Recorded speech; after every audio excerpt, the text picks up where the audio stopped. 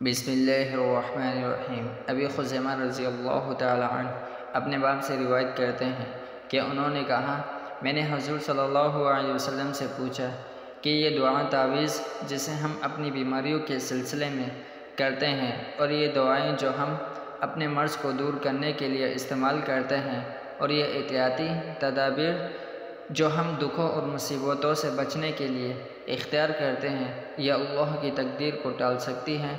आप सल्लल्लाहु अलैहि वसल्लम ने फरमाया, ये सब चीज़ें भी तो अल्लाह की तकदीर में से हैं। हुज़ूर सल्लल्लाहु अलैहि वसल्लम के जवाब का खुलासा ये है कि जिस खुदा ने ये बीमारी हमारे लिए लिखी, उस खुदा ने यह भी तय किया कि फ़लाँ दवा से और फ़लाँ तदबीर से दूर की जा सकती है। खुदा बीमारी का खालिक भी है और उसको दूर करने वाली दवा का भी। सब कुछ उसके ज़ाब्ते कायदे कानून के तहत है।